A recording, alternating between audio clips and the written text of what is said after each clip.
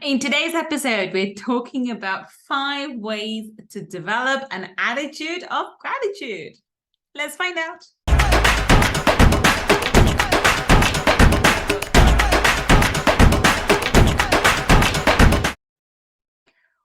Welcome. This is Gull Khan, your money mindset expert, and I help entrepreneurs to break free from the limiting beliefs, reverse their money shame, and to blast through the money blocks. And today we're talking about developing an attitude of gratitude. Now, I've done a number of, episodes on this topic, but I thought I really want to focus on ways to develop this habit of having a constant gratitude towards everything, and even those things which you think are supposedly bad things or unexpectedly adverse things, etc. And I really do believe you need to practice what you preach, and I'm sharing this with you. Use an example that happened in my life recently. I have shared with you how grateful I was when I had my accident back in end of March, beginning of April of this year, and how I was really, really grateful that the fact that it could have been a lot worse, and the fact that my son escaped unscratched. And universe, advanced energy has a way to test you. And today this episode's coming, and it's coming slightly later again, because it's coming on the back of my son who had to go and undergo emergency surgery. So we found out on Thursday he developed this really severe pain, but it wasn't as severe as it could have been or should have been. But it was quite painful for him. So we went through the normal procedure and found out that it's a possibility that it could be appendicitis. And now, because of this, there was no temperature on him, and his pain threshold is high, but he wasn't constantly crying, and it was controlled. And when he took paracetamol and ibuprofen, it was somewhat under control. With appendicitis, acute appendicitis, that's not the case.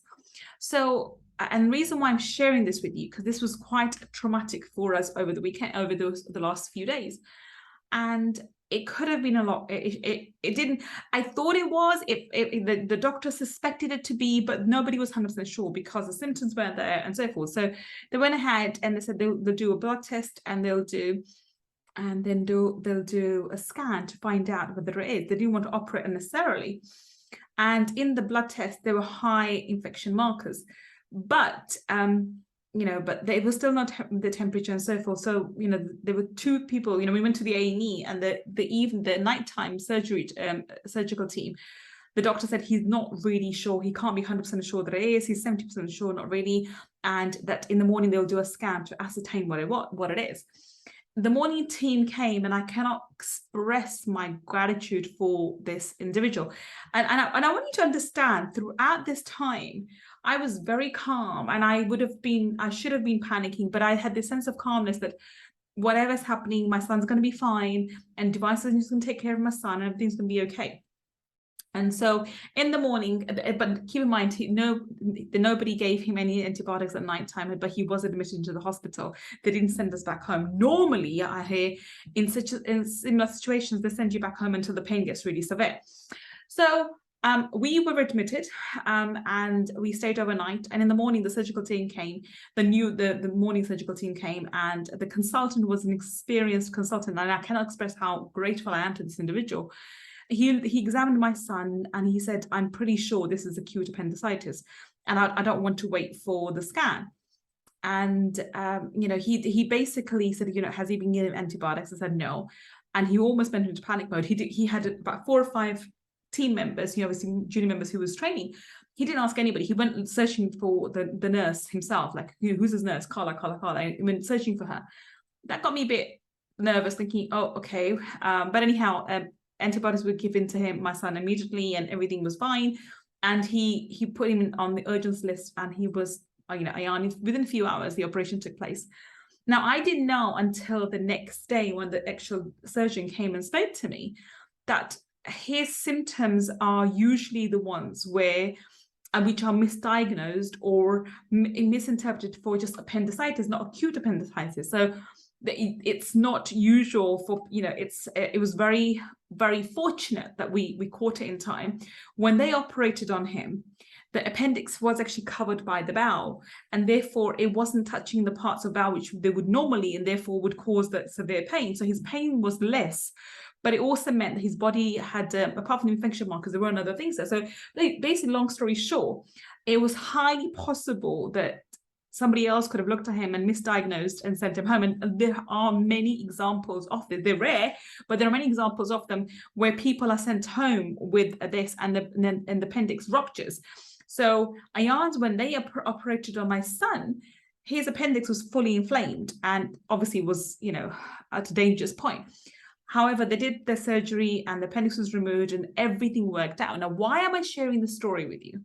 I want to highlight to you that throughout this incident, I was always grateful.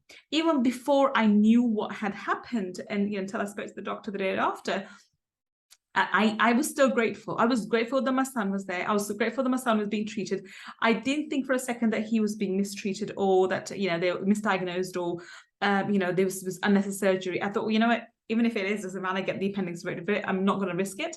And when the surgeon actually told me what had happened and what could have happened, all I could think of how grateful I was to Divine Source Energy. So all I saw in this whole instance was how miraculously Divine Source Energy took care of me, of my son, rather.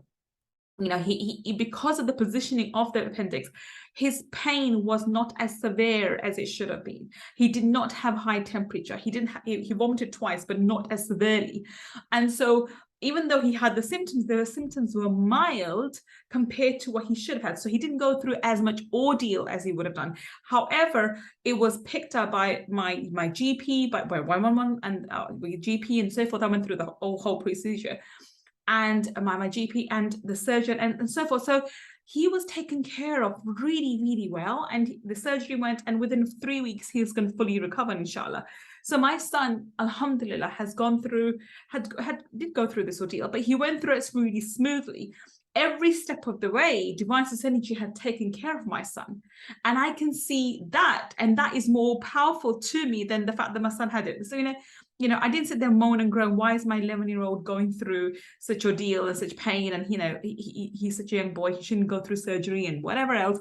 I was nothing but gratitude. And since I spoke to the doctor, I have been nothing but gratitude, grateful to the medical team, to Divine Source Energy for how everything happened. And the reason why I share this with you, and this is why I thought this episode would be great for us to share these 5 ways to become grateful, is you need to get into the habit of seeing the good in any situation. Because I've trained my mind to see the good in every situation, I can be grateful regardless of what happens. And the recent few incidents that have happened has shown me this.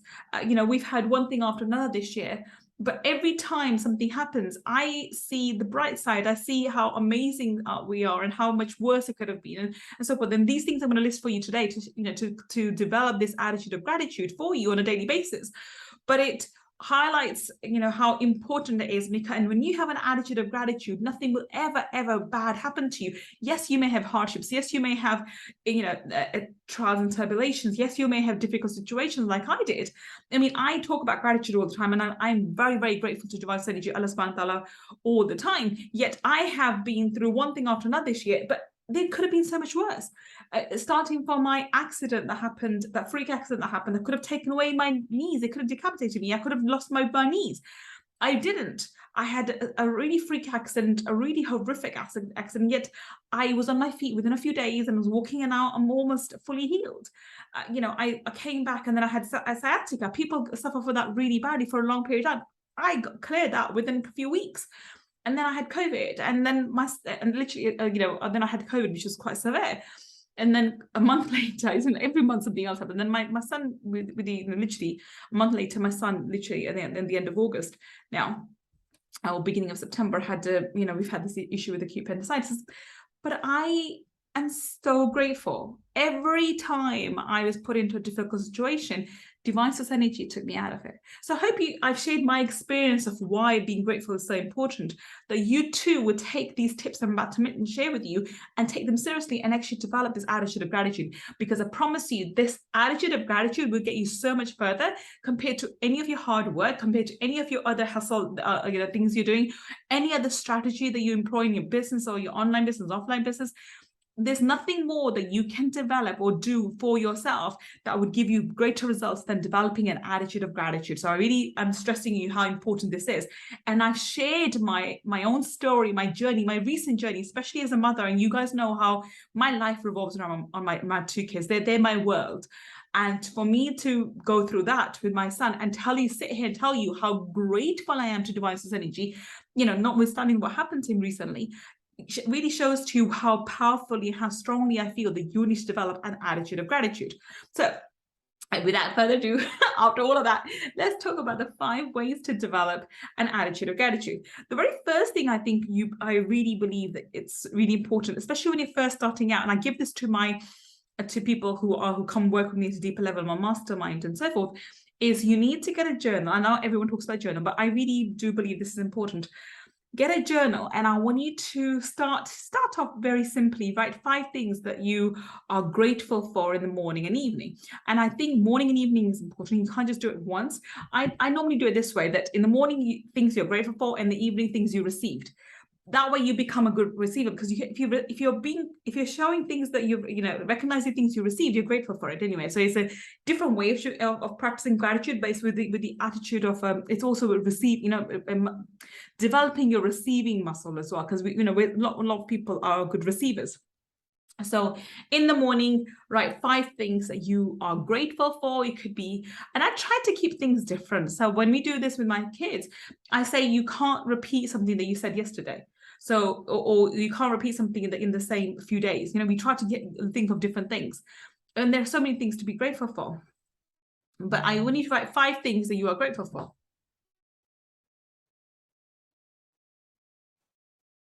And in the evening, I want you to, you can write either 5 things you're grateful for, or you can write 5 things you've received. Either way, it doesn't really matter, but it's practicing that receiving muscle and thinking of ways to be grateful to divine energy. So that's your gratitude journal. That's one easy way to implement in your life, and takes you a few minutes in the morning, 5 minutes in the morning, 5 minutes in the evening, you're done.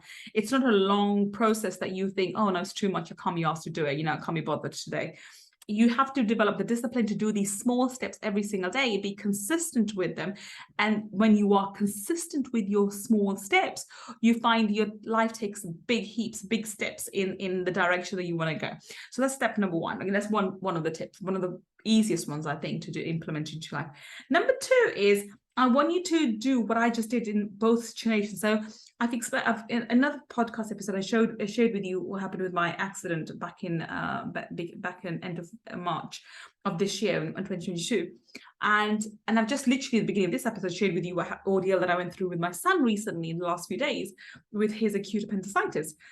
And if you notice, I've explained the situation to you, but I'm not stressed. I'm not ungrateful. I'm not like, why me? Why my child? And why do all these things happen to me? I don't have any of that, mental attitude towards it. I don't have any negative feelings to divine energy or the situation. I look at the positives. I look how much worse it could have been. I realize that divine energy has saved me, has protected me, has made it easier for me to go through. Yes, it was destined for me as part of my life path, whatever we know, who knows. But it could have been so much worse, but it wasn't. And every time something like that happens, because I have this really positive attitude, I focus on, okay, this has happened. Okay, it could have been a lot worse. It's fine. It's okay. Let's see how we can come out of it, and and what good will come out of it. Because I'm always looking for something good. Because I'm always looking for how it could, how divine energy has saved me, has protected me, has been kind to me. I find those reasons. Okay, remember your brain looks for things that you believe. Because I believe God is good all the time, I feel and I believe from the core of my being that divine energy, Allah subhanahu wa ta'ala, is always taking care of me, is always protecting me, is always guiding me. So when things happen in my life, I believe, okay, God has done this for a reason. So therefore, things will happen to me. Nothing bad can happen to me. And if it's happening with the divine energy's consent, and there must be some good in it. There must be a way that this would be for my benefit. And even if it cannot be for my benefit, like the cute appendicitis, I can't see a benefit in that. I know for a fact there could have been a lot worse. It could have been misdiagnosed. We could have been sent home, and we could have been in a lot more worse situation than we are right now. But nothing of that happened. We actually went through very smoothly. My son had, very smooth procedure, and he had his surgery was successful, and he's recovering really, really well. And in a week's time, by the end of the week, he'll be back at school, right? He misses a few days, so what? He goes to school at the end of the week, and his life goes back to normal, right? So look for ways that you can be grateful for, even in the darkest times. This is going to be crucial for you to develop this attitude of gratitude. Doesn't matter what the situation's outside of you, it's that situation. Are you going to let that situation impact you, or are you going to choose how you feel in that moment in time, irrespective of what's going on outside? That's up to you. It's your choice. And this is where I'm telling you, take the power back. So, and the easiest way to see is, okay, it is what it is. It could have been a lot worse. I'm grateful that it isn't. I'm going to deal with it. And you deal with it. Simple as that, right? So this is why I share my life very candidly, very openly with you guys, because I'm an open book. But I also want you to understand, anything I'm teaching you, anything I'm talking to you about through this medium, through the podcast or YouTube, or however you are listening to this podcast at the moment, I am telling you to do things that I'm doing and implementing in my life. And I don't think in my life, a time when my son was going through this really terrible ordeal, I could be more open and grateful for about it, because this is the moment I could have gone into the victim mode. I could have gone into that fear mode. Yet instead of leaning into fear, I leaned into faith, and I trusted my son to take care of my son, to take care of us, and for things to happen in a smooth way, and they did. Right? So this is where I want you to see, I'm showing you by my example that this truly works. And this is why I'm sharing these ideas with you. So that's step number 2, to look at the situation, realize, think about how it's benefiting you. What's the benefit in the situation, or what can you be grateful about it in that situation? And so I'm going to tell you something for those of you who are parents. It was funny that my son's very, very smiley, and he's a happy-go-lucky boy. He's a lovely, lovely, lovely boy. But I remember that, in his situation, he kept saying, they're asking, how are you? And he said, I'm okay. Well, how's your pain? Okay. And then I would ask him, I would say, okay, on a scale of 1 to 10, Ayan, how bad is your pain? And then he would say 8, right? But he was still smiling. And I think as soon as a few hours after the operation, he got up and walked and was doing the whole thing, and they were amazed without painkillers. He didn't ask for painkillers the whole night, and he was doing the thing. He was recovering beautifully, mashallah. But I remember that's the example that I led for him. So when I went to the hospital, he came to the hospital with me when I had my accident back in end of March. And because I knew he was with me and he was the driver of the buggy and I didn't want him to feel bad, I was smiling. I was like, it's okay, it's fine, it's not painful, it's okay. And I dealt with the pain, and until they gave me, I don't know what they gave me, but I just smiled and said, it's fine. And when they were operating on me, I remember, it wasn't local, they didn't give me enough anesthetic, and I could feel the pain. I remember then I was in tears and pain, but as soon as they fixed me up and it was done, when my son came to the room, all the tears were wiped away, and I was smiling in, and I've got a picture of me smiling once it was all wrapped up. And that's what my son saw. So he realized, okay, that's how you behave. And that's an example that my son's taken. He's not once complained to me. He's not once said, why me? Because he's just smart, because it is what it is. And he just carries on with life. So the way you behave, the way you develop this attitude of gratitude, what you'll find is you begin to show this as an example to your children, and they will develop this attitude of gratitude naturally without even trying to do it consciously. So that's another side tangent tip that I wanted to give you anyway. So anyway, what was I saying? So that's number 2. Number 3 is I want you to, it leads on for number 2 actually. I want you to think about when you go through your hardships, whenever you're going through your something that's, strikes you down and you're really, it's a difficult time. And difficult time for everyone is subjective. We really have to understand this, okay? What's difficult for one person may not be difficult for someone else. Difficulty and tests and trials and tribulations are very, very subjective. They're personalized to you, your karma, your way of being, and your feelings and your sentiments and your belief system. So this is why this is a very personalized test or personalized life path that we take. And it doesn't matter what the situation at every given moment in time, doesn't matter where you are, there are always people who are worse off than you. Now, if you are struggling to make ends meet, there are people out there who are struggling to even put food on the table. And if you are one of those people who are struggling to put food on the table, there are people who don't even have limbs and they're working and so forth. So there's always, irrespective of what your situation is, there's always someone who's actually worse off, who's in a more difficult situation than yourself. And then I saw this example, because we as humans are never happy unless we train ourselves to be happy. This idea that humans are never happy is a falsity, by the way. It's because we've trained ourselves never to be happy. If we can train ourselves never to be happy, we can train ourselves to be happy constantly. I have, right? So there's an example that I saw. I think it was either an animation or a picture, like pictures or something. I can't remember if it was a script or something. But anyway, the scenario was there's somebody who actually has who's walking and he sees someone on a bicycle and he goes, oh God, I wish I had a bicycle. And the bicycle person goes a bit further and sees someone on a motorbike. He goes, oh gosh, I wish I had a motorbike. And the motorbike guy goes forward and looks at the person in the car and thinks, gosh, I wish I had the car. And the person in the car, goes a bit further and looks at someone else, and this guy has a Porsche. He's like, God, I wish I had a Porsche.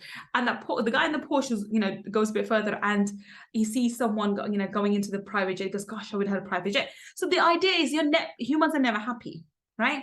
And the scenario was that, but the person who was walking, goes in, and the end part is when the person who's walking goes past somebody who doesn't even have legs. And they're moving ahead with their hands, and he's like, and the guy is being very helpful and saying, thank you God, you're so merciful. And he's the guy who's walking asks the person who's on the floor, he's actually making his way with his hands, and he's like, how can you be so happy and show, be grateful?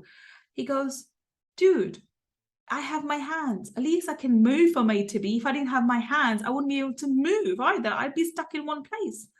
And at that moment, the guy who was walking realized he'd been focusing on the wrong side. Instead of looking on the left side where somebody had more, he had to look on the left side to see who has someone who's less. Now, I'm not saying focus on less and try to be content with what you have. Absolutely not. I'm saying look at people who have less than you, be content with what you have, but strive and work towards whatever you want, be it the bike, the motorbike, the car, the Porsche, or the jet. It doesn't really matter. I'm not here to judge. And if anything, I think you should have big dreams anyway. Remember me, I'm a money person, right? But the idea is to be content and happy and grateful where you are right now. You work for what more, but you are happy and grateful for what you have. There's a difference. So it's not being discontent with what you have, not being unhappy and ungrateful and going to this victim mode, like why me and why isn't it happening for me and da, da, da. It's actually showing, thank you so much, God, for being so amazing. Thank you so much, universe, for being so amazing. I have so much. I'm so grateful for all of this. I know you're bringing, whatever my desires to me too. I'm so grateful for everything. So you are happy, content with your current situation, but you're also striving for what else you desire. That is the ideal place to be. Okay, so in order for you to do that, the best way for you to, see the goodness in every situation is to look at people who have less than what you do. And this is why number 3 is super important, okay? Now, number 4. Number 4 is I want you to actually take a break every now and again from your current life. okay, and go out into the nature. We are so concerned with working and hustle and, you know, TV and kids and whatever else. We forget to look at nature. And I'm a big believer of going and hugging trees. I'm a tree hugger, by the way, and going barefoot on grass and really grounding yourself and really go out in nature. And if you can, every now and again, go out into complete nature, you know, into mountains and lakes and into the woods and, you know, forest and what have you, whatever you're comfortable with, and connect you with nature, you know, touch, feel, allow your senses to really, really bring the nature towards you. A lot of the times we are too much in our mind. Come back into your body, and you remember you're having this physical experience for a reason. Come back into your body and go and, you know, touch the trees, smell the air, smell the flowers, you know, allow the wind to, you know, to the breeze to you know, be felt on your face and your arms and so forth, right? Really feel into anything, feel, you know, bring all your senses to alive, you know, as I say, you know, go, you know, come to your senses, as they say, where you really do allow your senses to be titillated, you know, for you to smell something, you know, smell the flowers, smell the air, smell the surroundings. You know, if you are eating, mindful eating, you know, be it chocolate or be it a piece of fruit or whatever your heart desires, eating slowly and mindfully so your taste buds can really feel the flavors. If you want to, if you are, I mean, I love walking on barefoot on grass. Allow your feet to feel every single grass blade touching your feet, and just really soaking in the goodness of all the juiciness that's coming from the, you know, from Mother Earth. Really go and connect to nature. That's basically what I'm saying. When you do connect to nature, it disconnects you from your current rat race. Okay. And that is at the point when you really feel connected to Mother Nature, and then you can really put yourself in perspective and really take a big look at yourself. You are this one tiny person on this tiny planet, which is in this tiny galaxy, which is a tiny universe in multiverse, and, you know, there's multiple universes. Okay, not only are there multiple universes, but there's also multiverses. There's different dimensions and whatever else. So when you go down that path, you go down that rabbit hole, that's really going down that rabbit hole. That's for another time. But just really get in an understanding of who you are and how big are your problems compared to everything else. And it really shrinks your issues, your personal issues, your problems, your circumstances. And then you realize, you know, how far you've come. If you got this far, you'll carry on going. All right. It's to disconnect with that. Am I good enough? Is this okay? Am I fine? Just go away and just connect to nature. And I find that the easiest way, and I probably the easiest way is, if you can't go any further, go to the park somewhere. If you have a tree in your house or your home or your backyard, go and hug your tree. I promise you, trees are amazing living creatures, and they will ground you, and they will love you, and they will nurture you beyond your imagination. So that's step number 4, okay? And the final tip is for you to really become mindful of your language. So a lot of the times we say things and we're not even aware of it. You know, why this happened? I can't believe this happened. Oh, this always happens to me. You know, stop talking like a victim. If you carry on talking like a victim, the universe will treat you like one and will carry on bringing you situations which makes you out to be a victim. So irrespective of what's happened in my life, I am really happy and grateful. I don't have any ill feelings towards anyone. I'll give you another recent example. So I found out that my ex has married someone 30 years younger than him. You know, he's 48 and he's married a girl who's 20. She's from a very, very poor background, from what I hear. And you know, he's married her, this 20-year-old young girl, bless her. And I know that the person who told me was trying to get some drama out of me. I had no ill feelings towards her or him, for that matter. I did find it a bit peculiar that he married someone so young. But then again, who am I to judge? If they fell in love, apparently it's love marriage, it's not arranged marriage. If they fell in love, they fell in love. Good for them. And he has, of course, he's initiated with me. So I sent him a message saying, congratulations on your life, on your marriage. I wish you both, best of luck with the next chapter in life. And I wish you both happiness from divine energy. Why would I be angry at him or her or be upset with the situation? Right? So you need to realize there's no need for you to be a victim. Things will happen. So what? it's, you know, another friend of mine said to me, well, he cheated on you and he's gone and married again and you still haven't. There's no competition.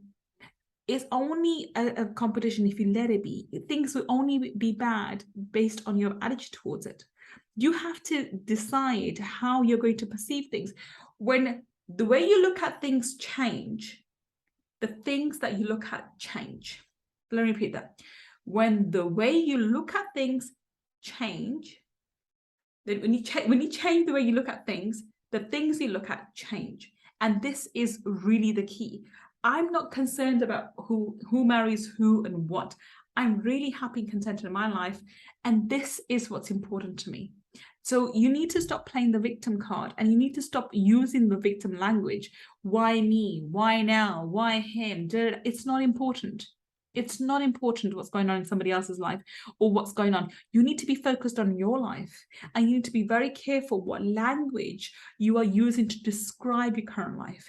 If you're saying, oh, this always happens to me, I'm always, you know, always bad things always happen to me, and you know, all this, etc., then universe will give you more examples to prove what you said was true. If on the other hand, you talk in a way that, you know, makes you feel grateful to divine energy, and you know, divine energy always takes care of me, things always work out in my favor, I'm always blessed, I'm always taken care of, things are always working out. When you talk with that language, when you talk with that kind of attitude, basically the attitude of gratitude, things always will work out for you. You may come across difficult situations. Who doesn't? That's part of the life cycle. We all do. We all know that that's going to happen. But it makes things a lot easier to deal with. And divine energy has ways to, there are ways for miracles to show up for you in ways that you don't even know, and allows you to come out of the situation with a lot of ease and grace, and you are happy at the end of the day. So developing attitude of gratitude is not for you to praise God. I'm not saying it, oh, you know, we always have to be happy with God and whatever else. I'm telling you to develop an attitude of gratitude so that you can live a life full of happiness and abundance, because developing an attitude of gratitude is your first step to the path of prosperity. Okay, so I hope you enjoyed today's episode as much as I have enjoyed sharing it with you. I will be back with another episode. If you enjoyed today's episode, please do leave us a review. I do look at all my reviews, and I will see you very, very soon. Until the next time we meet, this is Gull Khan signing off. Take care and bye for now.